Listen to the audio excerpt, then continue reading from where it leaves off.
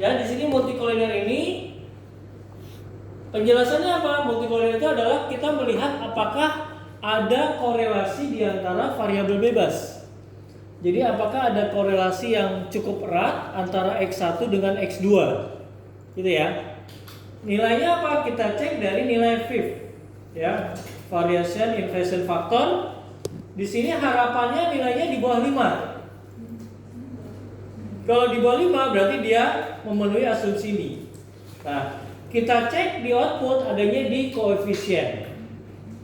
Nah, koefisien ini sebenarnya output dari koefisien itu banyak. Kita cek ya output koefisien. Nah, ini ada di sini unstandardized koefisien, ada nilai B-nya, standard error. Ada nilai standardized koefisien, ada nilai T-nya, ada T hitungnya. Ada signifikansi, ada collinearity statistik. Nah, kalau yang multikolinear yang kita pakai yang kanannya aja nih. Ya, yang kita pakai yang sebelah kanan. Makanya nanti kalau di pembahasan deskripsinya jangan kalian copy satu tabel seperti ini semuanya. Iya. Nanti kalian bikin sendiri, bikin tabel di Word, tapi isinya yang bersesuaikan dengan yang dibahas. Kalau membahas tentang multikolinear berarti yang dibahas adalah variabelnya dan nilai ininya, nilai collinearity-nya. Contoh seperti Ya, contohnya seperti yang ini. Nah, ini. Ini yang dimasukkan ke tabel di Word-nya yang ini saja. Iya. Ya. Ini kita lihat nih, nilai VIF-nya ternyata 1,248. Berarti nilainya di bawah 5 ya. Artinya dia memenuhi asumsi multikolinear. Kalau di atas 5 gimana? Bahkan ada yang di atas 10. Artinya apa? Ada korelasi. Kalau ada korelasi, berarti sebenarnya kita nggak perlu menggunakan dua variabel. Salah satu aja yang kita pakai. Karena apa? Karena variabel tersebut sebenarnya itu variabel yang mirip, yang sama-sama berpengaruh, saling berpengaruh. Jadi cukup satu saja yang dipakai, gitu. Ya, itu adalah asumsi untuk yang multikolinear. Sekarang asumsi yang kedua, yaitu autokorelasi. Nah, ini kita gunakan yang namanya nilai DW. Nilai DW, nilai sendiri. Nilai DW. Enggak ya. DW kan Durbin Watson. Ya, nilai Durbin Watson. Nah, ini adanya di model summary.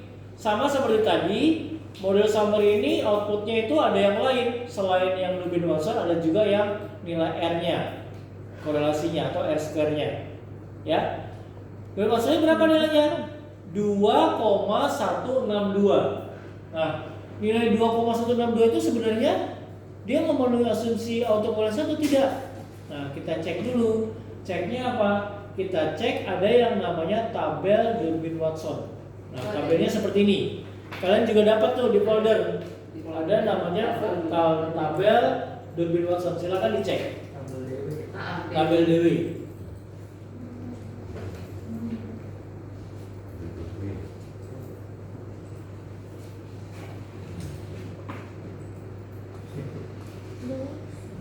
Sudah ke bawah? Ke bawah lagi, coba cek. Oke, teman-teman, kita lihat di sini. Itu ada kolom ya, ada kolom, ada baris, ya kan? Kolomnya itu kan ada K-nya nih. Tadi K-nya kan kita udah tahu ya. K-nya banyaknya variabel bebas. K-nya yang dipakai berapa? 92 kan? Betul ya?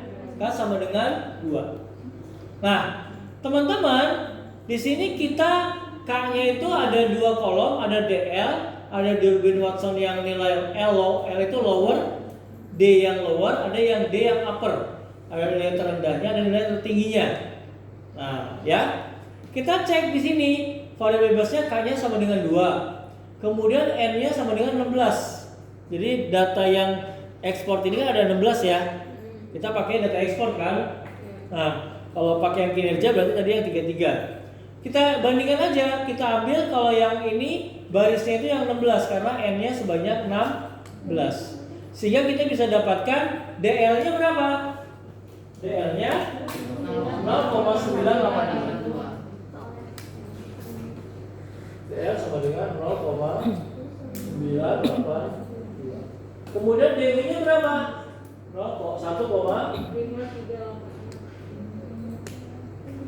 Nah, ini adalah DL dan DU.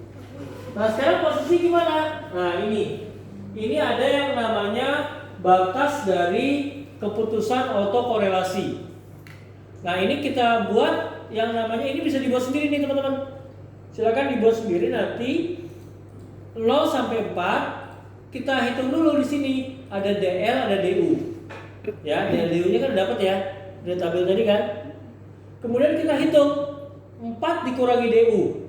4 itu konstanta.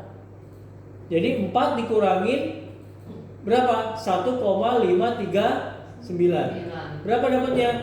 2,481. Ya, ini untuk yang 4 kurangi DU. Kemudian ini 4 kurangi DL. Berarti 4 dikurangi 0,982. Dapatnya 3,018. Jadi ini dari tabel, ini dihitung. 0 sampai 4 kan sudah diketahui ya. Nah, sekarang kita cek dulu tadi DW-nya berapa? 2,162. Nah, 2,162 itu posisinya ada di mana?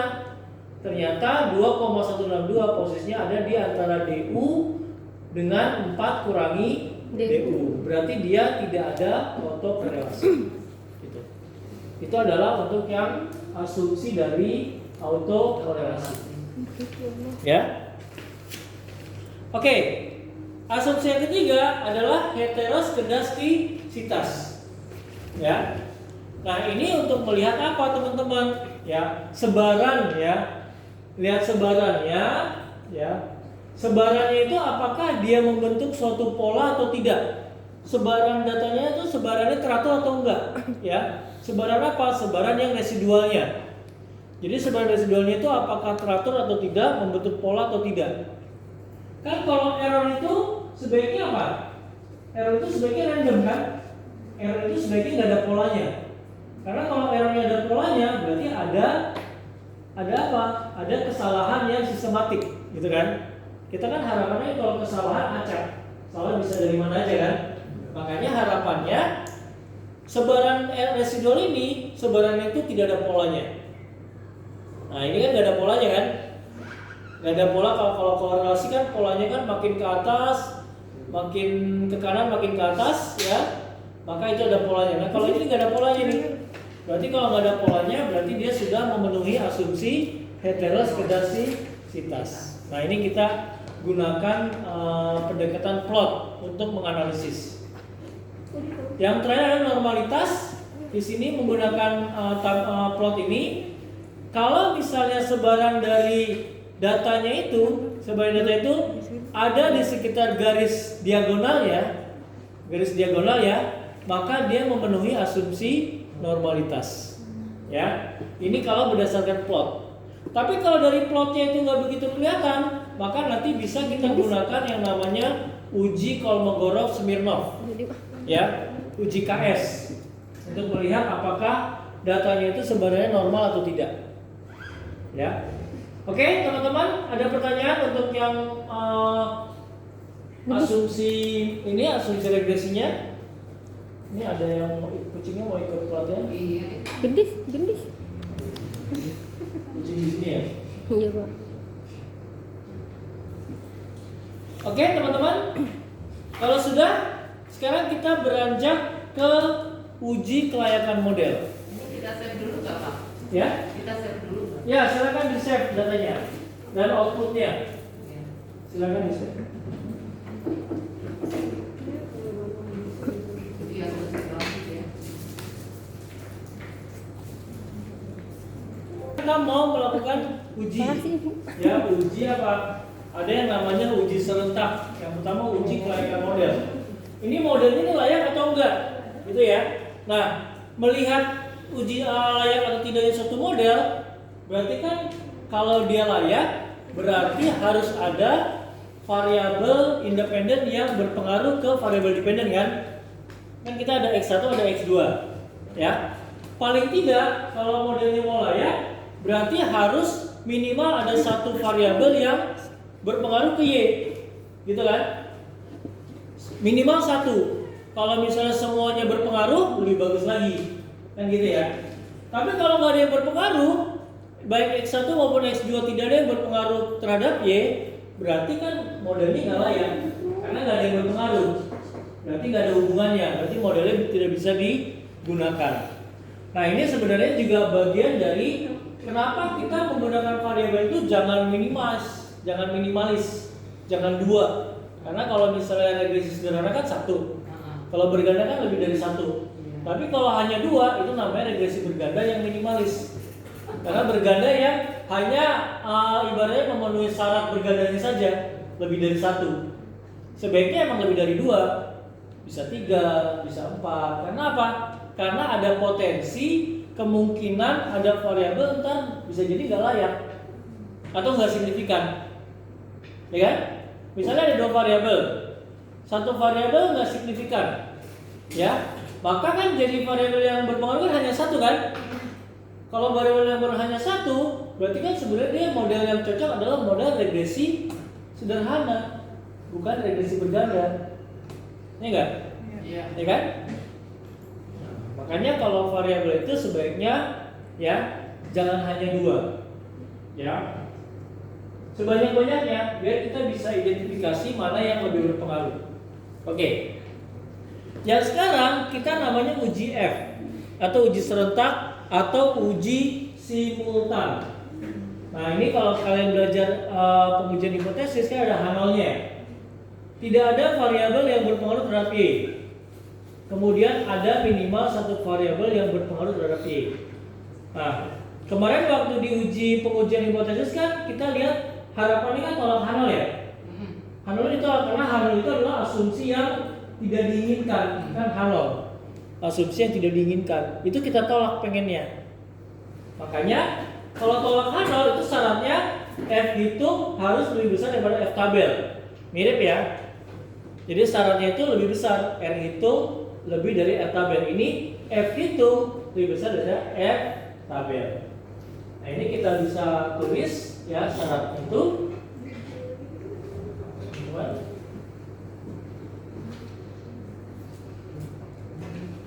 F hitung lebih besar daripada F tabel.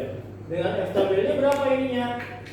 Ketentuannya adalah ada untuk yang kolomnya K-1, untuk yang barisnya adalah berapa? N-K. Ini adalah untuk yang kolom dan baris. Ya. Untuk apa? Berarti ada kolom baris, berarti ada tabelnya. Berarti ada tabel F nanti. F tabel ada tabel F. Nah, kita cek di sini di ANOVA. ANOVA itu ada F-nya. Nilai F-nya ada signifikansinya. Nilai F-nya itu berapa tuh?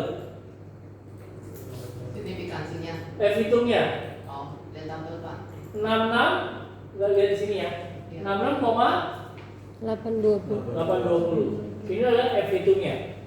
Ya. Tadi skemanya kayak tadi. Sebenarnya uji itu bisa dari F hitung, bisa nilai hitung dibandingkan dengan tabel. Tadi kan R hitung dengan R tabel. Ini F hitung dengan F tabel. Bisa juga langsung secara cepat dilihat dari signifikansinya. Ini signifikansi kan 0,00 ya? Iya. Artinya kan di bawah alfa kan? Iya. Berarti tolak Hanol. Artinya secara kasat mata kita bisa melihat oh ini tolak Hanol. Jadi kalau misalnya kita mau melakukan yang namanya exercise, kita olah dulu, kita cek signifikansinya, gitu. Ya, oh tolak Hanol, oh, berarti udah oke. Ya. Nah sekarang kita cek untuk meyakinkan ini adalah F hitungnya, F tabelnya berapa. Nah silakan dibuka tabel F, kan kalian punya ya udah dibekali. Iya. Tabel F. Tabel F sudah dibekali.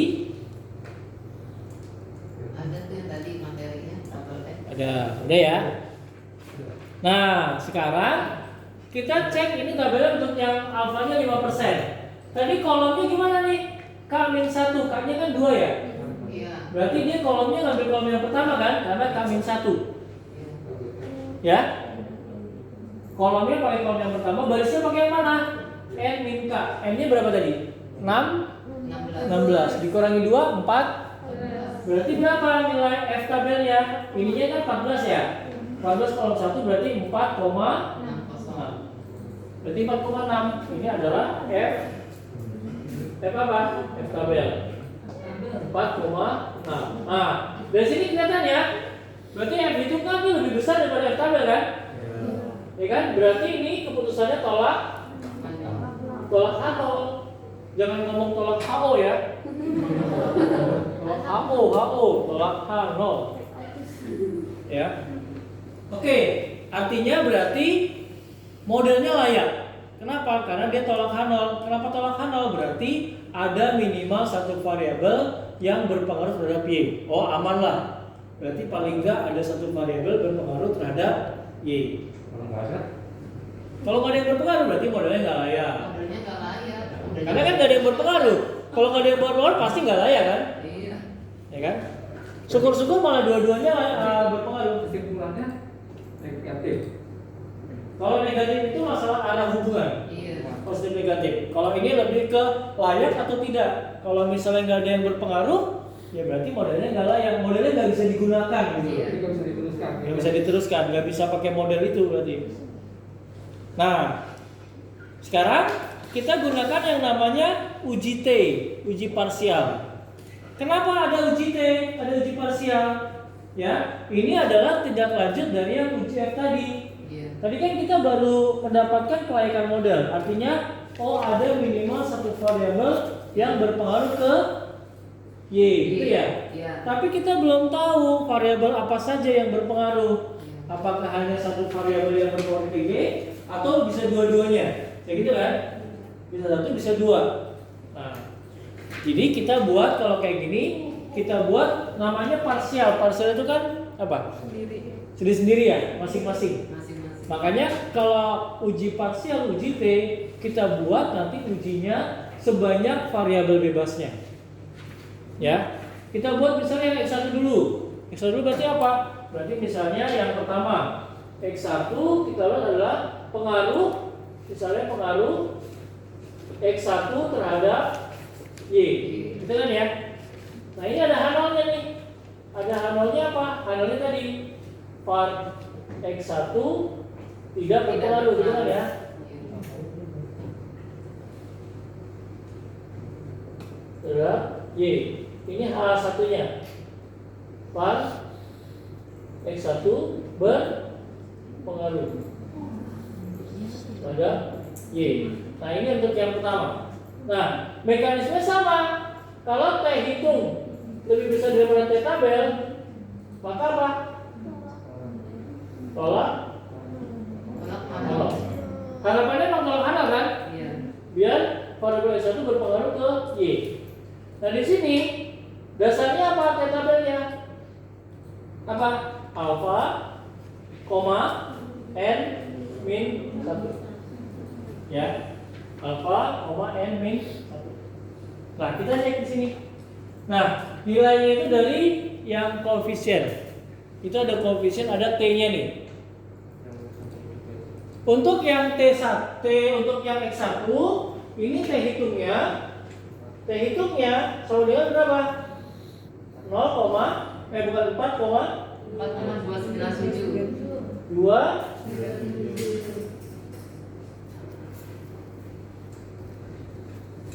Wah, pakai ini lagi tadi. Apa? Pakai alkohol. 2,9. Nah, kalau dari signifikansi udah bisa kelihatan ya. 0,001 berarti kan tolak H0 ya. Nah, kita cek tabel T. Nah, silakan dibuka tabel T-nya. Sama kayak tadi.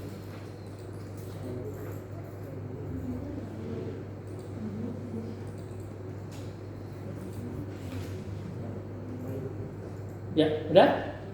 Sudah dibuka? Sudah. Nah, sekarang kita ambil kan alfanya 5%. Ya. Kita pakai kolom yang mana? 3. 1, 2, 3, 4. Yang 4 ya. Iya. Karena yang 0,05 ya.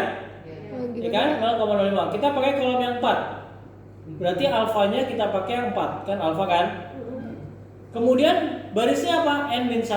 N-nya tadi berapa? 16 kurangi 1 berarti 15. Berarti ininya 15, ininya kolomnya yang 4. Berarti 12 2,1314. Ya. T tabel sama dengan berapa tadi? 2,1314. Nah, ini juga sama kan? Iya. T itu lebih besar dari T tabel, artinya apa? Berarti dia tolak H0. Kalau tolak H0 artinya apa? Artinya X1 berpengaruh, kesimpulannya kan? Berpengaruh terhadap Y. Ya. X1 berpengaruh terhadap Y. Nah, ini untuk yang A. Nanti B-nya kalian buat lagi. B-nya pengaruh apa? X2 terhadap Y. Ya kan? Nanti kan teh hitungnya beda. Ini kan teh hitungnya berapa nih? X2. Kok bisa ada ngangkat ya? 6,688. Nah, ini kan dibuat seperti ini. Dibuat seperti yang A untuk yang B. Tapi bedanya untuk yang B teh hitungnya 7,688. Gitu ya. Pembandingnya sama T tabelnya. T tabelnya sama-sama 2,1314. Karena apa? Karena N-nya juga sama kan? Nah, dari sini sebenarnya kita juga bisa melihat ini nih teman-teman nih. Kita melihat ini kan harga itu kan T tabelnya kan T hitungnya 4,297. Sementara kalau kurs T hitungnya 7,688. Dari nilai ini kita bisa mengetahui dari dua variabel tersebut mana yang lebih berpengaruh, mana yang lebih berkontribusi terhadap Y. Yang lebih berpengaruh yang mana? Kira-kira dilihat dari yang paling besar nilai T hitungnya. Berarti apa? Yang kurs. Ya. Jadi kalau misalnya tambahan informasi dari kan ini sama-sama berpengaruh nih. Harga berpengaruh ke Y, kurs berpengaruh ke Y. Nah, ini sama-sama berpengaruh secara statistik ya. Sama-sama berpengaruh. Kalau ditanya variabel apa yang paling berpengaruh di antara kedua itu? Ya, maka yang paling berpengaruh adalah yang nilai kurs. Karena dia nilai T hitungnya lebih besar. Nanti kelihatan juga di apa? Yang sekarang kita ini kan nanti di persamaan regresinya. Itu jadi kelihatan dari situ. Ya. Oke, selanjutnya adalah modelnya udah layak. Sudah dapat informasi variabel mana saja yang berpengaruh yang signifikan ya. Kemudian ini kan dua-duanya ya. Nah, sekarang kita lihat kebaikan modelnya. Seberapa baik modelnya. Ya. Jadi kalau misalnya kalau ujian itu udah lulus nih ceritanya. Tapi setelah lulus kan pengen tahu lulusnya ini skornya berapa, gitu kan? Skornya berapa? Nah, skornya itu dapatnya dari yang namanya R-square. Ya. Jadi R-square ini udah layak nih, tapi dia mau melihat berapa nilai scoring kebaikannya. Ya, goodness of it nih namanya. Ya. R-square itu ngeceknya dari sini nih. 0,911. Dan ini kalau R square nanti dikalikan 100. Berarti berapa nilainya? 91,1% kan? Iya. Itu artinya 91,1% artinya variabel X1 dan variabel X2, variabel yang kita gunakan ini mampu menjelaskan Y sebesar 91,1%. Sisanya berapa? Sisanya 8,9% ya. Nah, sisanya 8,9% dipengaruhi oleh variabel lain. Variabel di luar X1 dan X2. Nah, ini juga bisa digunakan sebagai indikasi pemilihan variabel yang tepat. Kalau R-square-nya terlalu kecil, jangan-jangan ada variabel yang lebih berpengaruh, yang lebih menjelaskan. Ya. Misalnya yang dijelaskannya itu R-square-nya hanya 30%. Berarti kan sebenarnya 70% itu dijelaskan oleh variabel lain kan? Karena variabel X1 dan X2 hanya mampu menjelaskan 30%. Ya. Tapi nggak usah khawatir. Ya, besaran R-square ini lebih ke masalah seberapa bagus. Yang penting adalah di yang tadi kelayakan modelnya. Kalau model sama kayak kalau misalnya bicara idealnya kan ini juga tinggi ya. Idealnya kita kan kalau ini kan nggak sekedar lulus kan, lulus tapi nilainya bagus. Idealnya kan seperti itu. Kalau sekedar lulus berarti kita nyari nilai yang di atas minimum banget, kan gitu. Itu kan bikin deg-degan juga kan. Oke gitu. Oke, yang terakhir adalah interpretasi model linear. Nah ini dapatnya dari koefisien nih. Dari koefisien di sini ada B-nya, ya kan? Ada nih konstan ini adalah yang B0-nya. Konstan ini B0, ini adalah HRG itu kan X1 ya. Berarti ini B1. Ini kursnya adalah B2. Nah, ini juga kelihatan besarannya untuk yang harga 7,815. Untuk yang kurs 1001,855. Kalau dibuat persamaannya ini EKS sama dengan min 4. Nah, 4067,496 ditambah 7,815 HRG ditambah 1001,855 kurs tambah E. Tambah E ya, dua ya. Itu ada ya Pak di ini materinya ada ya? Ada. Ini kan di PowerPoint-nya. Oh. Nah, ini sama aja dengan Y sama dengan minus 4067,496 ditambah gitu kan? Iya. 7,815 X1 gitu ya.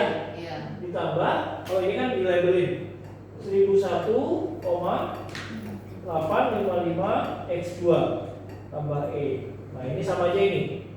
Bedanya ini nilai Y dan X-nya dibuat labelnya, gitu kan?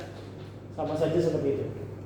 Nah, bagaimana interpretasinya? Interpretasinya itu adalah parsial. Nah, sekarang kita interpretasi untuk yang harga dulu. Untuk yang harga, setiap kenaikan satu satuan harga, boleh dicatat kalau mau. Setiap kenaikan satu satuan harga,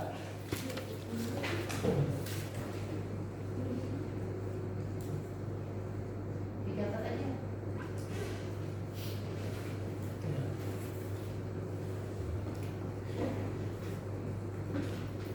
udah, setiap kenaikan satu satuan harga. Nah, ini kita lihat nih nilai HRG dan kursnya itu, ini nilainya bisa positif, bisa negatif. Ya, bisa min ya. Kalau positif berarti dia searah.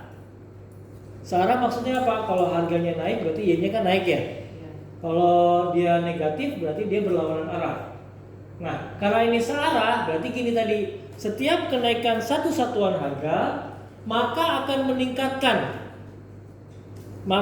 meningkatkan ekspor sebesar, gitu kan? Maka akan meningkatkan ekspor sebesar berapa? Sebesar 7,815. Gitu ya. Kalau negatif gimana? Nah, kalau negatif ini misalnya harganya negatif, maka setiap kenaikan satu satuan harga maka akan menurunkan gitu. Maka akan menurunkan ekspor sebesar 7,815. Nah, itu disesuaikan dengan arah hubungannya. Ya. Kalau yang positif berarti dia akan meningkatkan ekspor, kalau yang negatif dia akan menurunkan ekspor. Karena dia berlawanan arah. Setiap kenaikan biaya pendidikan maka akan menurunkan angka buta huruf, kan gitu kan. Setiap kenaikan program pemerintah, program kesejahteraan pemerintah, maka akan menurunkan angka kemiskinan. Itu adalah yang berlawanan arah. Ya. Nah, itu untuk yang harga. Yang kurs juga sama. Setiap kenaikan satu satuan kurs maka akan meningkatkan ekspor sebesar 1001,855 untuk yang kurs. Ya. Nah, dari sini kita bisa lihat nih teman-teman, sama kayak tadi ya yang T hitung tadi. Dari nilai koefisien aja bisa kelihatan bahwa kurs ini lebih berpengaruh kan? Karena kenaikan kurs satu satuan, naik ekspornya itu jauh lebih besar daripada yang harga kan? Ya. Kalau kursnya naik 1001, harganya naiknya hanya 7, gitu kan? Ini juga bisa indikasi dari kurs lebih berpengaruh terhadap ekspor dibandingkan dengan harga.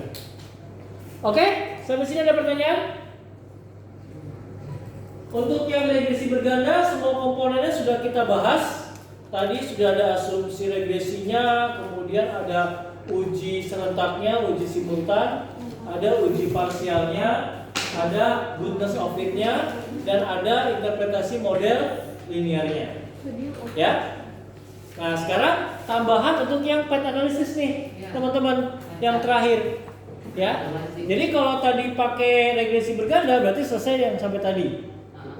Ya, selesai. Tapi kalau misalnya pakai path analysis setelah selesai berganda, tambahkan dengan ini. Ya, karena kalau tadi kan baru melihat signifikansinya. Nah, untuk yang path kita bisa lihat seberapa besar hubungannya, gitu kan ya. Nah, di sini misalnya Y sama dengan Y itu adalah komitmen organisasi. X1 kepribadian, X2 kepemimpinan, X3 motivasi. Gitu ya. Nah, ini kita lihat hubungannya seperti ini. Kepribadian X1, kepemimpinan X2, motivasi X3, kebetulan Y. Ini mirip yang tadi sebenarnya ya. X1, X2, X3 ke Y. Ini ada X1 ke X3, X2 ke X3, X3 ke Y, dan X1 dan X2 masing-masing ke Y. Gitu ya. Jadi ini ada dua persamaan struktural. Hubungan langsungnya ada 5. Itu Z aja kan yang motivasi. Boleh Z ya, nanti dibuat Z juga boleh. Nah, teman-teman silakan di save dulu yang output tadi dengan yang kinerja karyawan di save dulu. Ya, di save.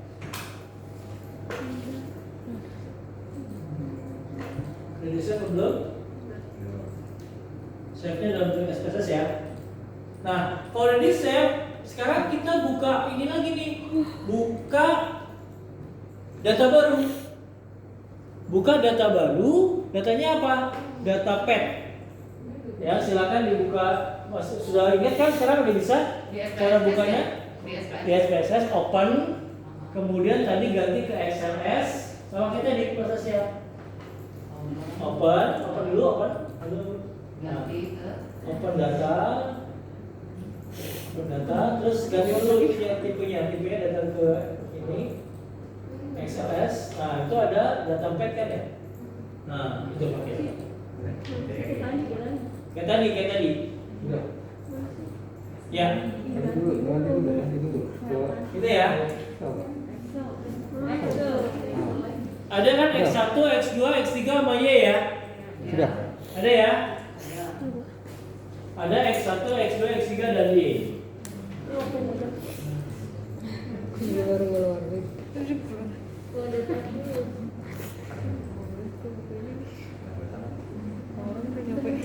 ini ya Pak Budi. Apa ini? Ya. Oke, sudah. Sudah. Ini kan makanya datanya ada 3 biar lancar ya buka datanya. Iya. Apa tadi? Kalau satu, malah kita buka. Oke, sudah. Tadi apa itu? Nah, teman-teman, tadi kan kita kalau misalnya bentuknya seperti ini, berarti kita ada 2 persamaan kan sebenarnya. Iya. Persamaan pertama adalah Y, Gimana? X1, X2, X3 gitu ya. Ya kan? Y-nya itu dari X1, X2, X3 kan? Yang pertama.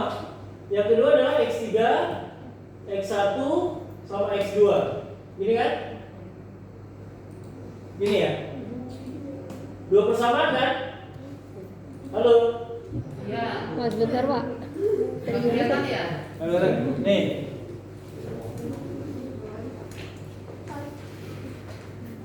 Kelihatan? Oke. Oke? Nah. Oke, sudah. Nah, sekarang kan datanya udah ada tadi ya?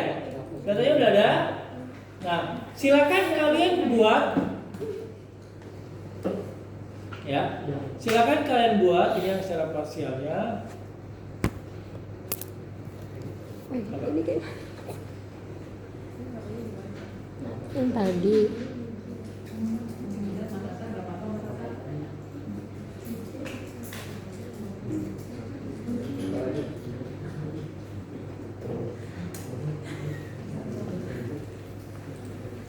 Sudah ya? Ya. Nah, untuk yang jalur struktural yang pertama, yang ini nih, yang Y dari X1 X2 X3, silakan kalian buat regresinya. Gimana cara regresinya? Analyze, tadi regression, linear. Nah, dependennya Y. Linear. Regression. Analyze, regression. Ini kok gue gak usah di save sih? Ya. Dependennya Y ya. Oke, udah? Udah. Kemudian independennya X1, X2 dan X3. Gue simpen di mana sih? Yang Y. Dependennya kan Y.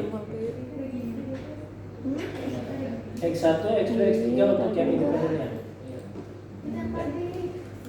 Astaga, ini kenapa? Oke? Sudah belum? Nah, kita nggak perlu cek asumsinya. Ini langsung aja, tadi kan udah tahu ya, yang cek asumsi ya. Langsung saja diokekan. Langsung oke? Sudah? Udah ya? Dapat kan ya persamaannya ya? Dapat outputnya ya? Yang kita perlukan yang koefisien. Nah, dari sini kita bisa dapatkan apa? Yang pertama adalah nilai koefisien jalur. Nah, koefisien jalurnya itu kalau tadi kan persamaan regresinya pakainya B, ya. Kalau koefisien jalur kita pakainya yang beta. Pakai yang beta. Sama kan nilainya? 0,538. 0,302, 0,132. Nah, ini berarti X1 pengaruh X1 ke Y sama dengan 0,538. X2 ke Y sama dengan 0,302. X3 ke Y sama dengan 0,132. Udah ya? Itu 3 pengaruh langsung yang pertama. Yang kedua, kita buat lagi, silakan dibuat untuk yang struktural yang kedua. Silakan buat regresi lagi, buka dulu datanya lagi, open datanya lagi, ya. Analyze, regression, kemudian linear. Nah, sekarang dependennya apa? Dependennya sekarang yang X3. Yang Y-nya keluarin dulu. Kemudian X3 sebagai dependent. X3-nya dipindahin dulu dari independen. X3-nya aja. Y-nya kan udah dipakai. Ya, dependennya X3. Analyze terus Regression. terus linear. Y-nya keluarin dulu. Apanya sih? X3-nya Yang dibuka apaan sih? X3-nya Yang dibuka apaan? X3-nya. Yang mana sih yang tadi? X3-nya.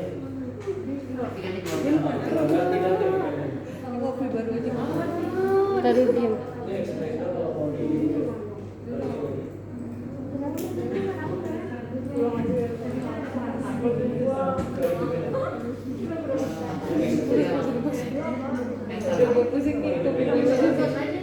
Udah ada tadi dulu. Oke ya, udah ya. Kalau udah, silakan diokekan. Ini dapatnya. Ini yang pertama tadi ya. Ini yang pertama X1 ke Y kemudian 0, ini 538, T hitungnya 8,617. Langsung oke ya Pak? Langsung oke. Dari koefisien lagi. Udah, langsung oke, udah. Nah, sekarang kita dapat nih teman-teman. Ya. Cari yang betanya ya. Berarti sekarang apa? X1 ke X3 kan? Iya. Sama dengan 0,342. X1 ke X2 ke X3 sama dengan 0,39. Gitu ya. Sudah kan? Apaan sih tadi? Nah, ini untuk yang X1 dan X2 ini. Nah sekarang adalah gabungan pengaruhnya. Nah ini adalah yang untuk yang pet analisisnya teman-teman nih. Ya. Nah jadi gini, perhatikan teman-teman. Klik jadi satu aja. Satu. Hah? Udah gini. Itu kan bisa klik jadi satu. Udah ini. Oke. Sabar les lagi. Yang kedua. Udah ya. Halo, semuanya sudah? Ya. Nah, sekarang ini adalah untuk yang gabungan ininya. Lihat gabungan pengaruhnya. Untuk yang pertama, kita bisa dapatkan ini. Pengaruh langsung X1 ke Y. Sama ya, 0,38 secara langsung kan. 0,38, 0,302, kemudian 1,3 ini 0,32 harusnya. Kemudian 341, 342 ya. Kemudian 0,391. Ini adalah 5 yang variabelnya berpengaruh langsung. Iya. Tapi ada variabel yang berpengaruh tidak langsung tapi melalui X3. Gitu kan? Melalui X3. Nah, di sini X1 ke Y. Tapi kalau yang langsung 0,59538. Kalau yang melalui X3 ini kita buat dulu nih. Kita hitung dulu. 0,342 dikali 0,133 atau 32 harusnya ya. Atau 32. Sama dengan 0,05. Jadi gini caranya. Ya, kita hitung dulu X1 ke X3 kan ya? Dari X3 baru ke Y. Gitu kan?